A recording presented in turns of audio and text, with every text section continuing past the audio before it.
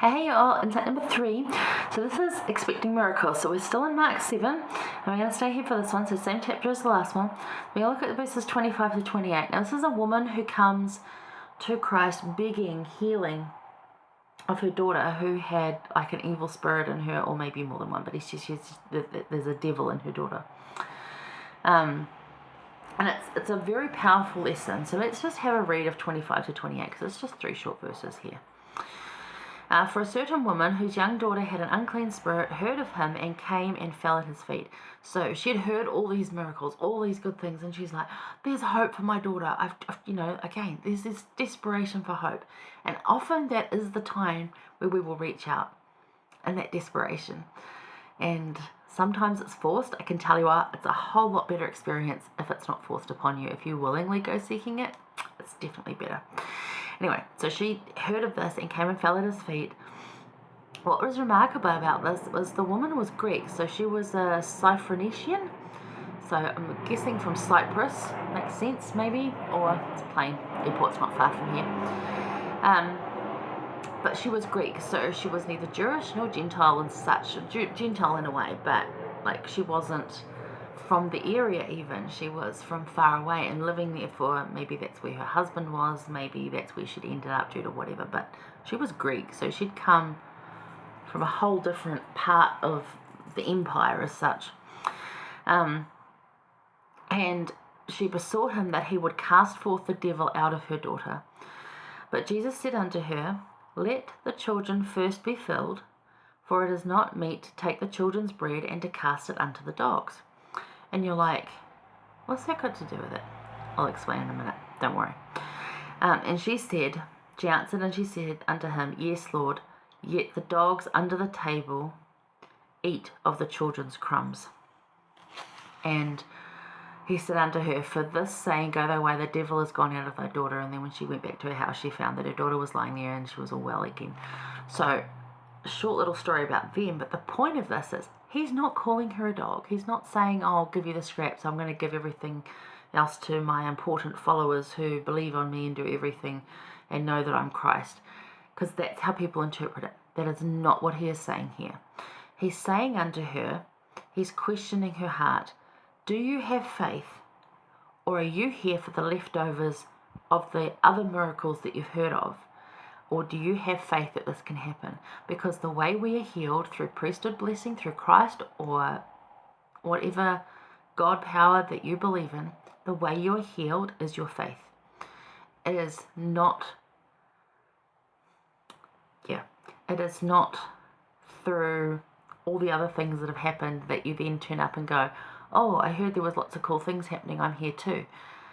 You've got to have some faith. Now, this is where mustard seed faith starts to come in, and there's another story that we'll cover that actually says mustard seed faith, but this is mustard seed faith, tiny, tiny little seed that grows into a big tree that we talked about, the parable of mustard seed, a few weeks ago now, that grows into a massive tree. Now, there's bigger seeds, but they don't, like this, there's smaller seeds, but like celery, for example, is a tiny little seed, but celery is this, right?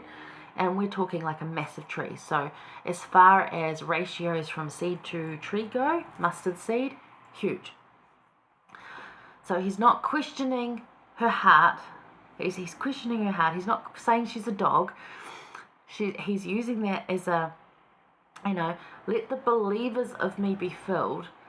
Or are you here for the leftovers of the other miracles? That's what he's asking her. He is in no way calling her a dog, and he is no way saying that she's not worthy, okay?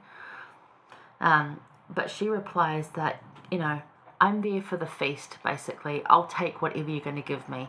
If you can say, I'll take the devil away from your daughter for 2 days, I'll take that. Like, whatever you are willing to give me. Even if my daughter's not healed, even if you strengthen my capacity to look after her, whatever you are going to give me, I will take it.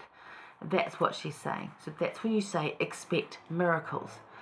What I'm a big believer in, and I talked about in insight number 1 too. So a Greek woman seeking healing for her daughter demonstrates a powerful lesson. Expect miracles. She came expecting miracles. She didn't want the leftovers from the other miracles. She wanted her own. What Jesus is saying here is, do you have faith, or are you here for leftovers? He isn't calling her a dog. He really isn't. Her reply was that she was there for the feast, taking happily whatever Christ would give. And we need to do the same. Whatever Christ is willing to give, it's probably not going to be the entire miracle that we would hope for. It's not going to maybe look like the miracle we were hoping for, but it is going to be what we need. She expected miracles, even small ones. Whatever. Do we expect miracles? Does doubt cloud our sight of existing miracles, right? Be there at Christ's table, ready for all he gives. The miracles are there. Look for them. So even if you're in a position where you're feeling like not quite a believer and you are picking crumbs off the floor, that's a starting point. But you'll take it, right? You'll take it. And then you'll get up to where you're actually part of the feast because you have that faith. You can declare, I have that faith.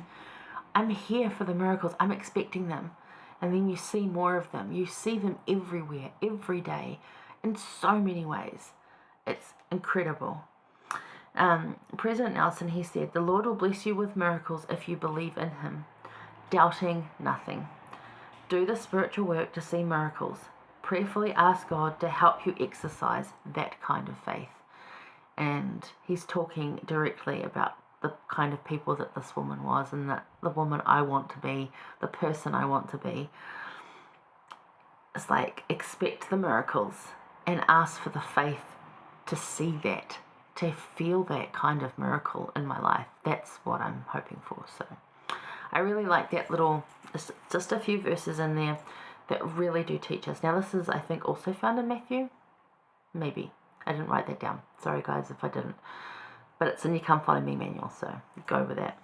But the miracles are there, so look for them. And if you are still failing to see them, ask to see them. Ask for them to be really clear. And you will start seeing them. And they are like this big, and they're this big, and they're this big, and they're even bigger. Mostly they're about that size. Sometimes they're mostly that size. And actually, all built up together, it's a really good day when you can see them. So aim for that. Go for that. Ask for it and expect them. Trust God to provide those miracles. And remember, it's maybe and probably like 99% of the time going to be completely different than what you were thinking. And yet, when it happens, it's awesome. So there you go. All right. We're going to head over back to Matthew. I shall see you there.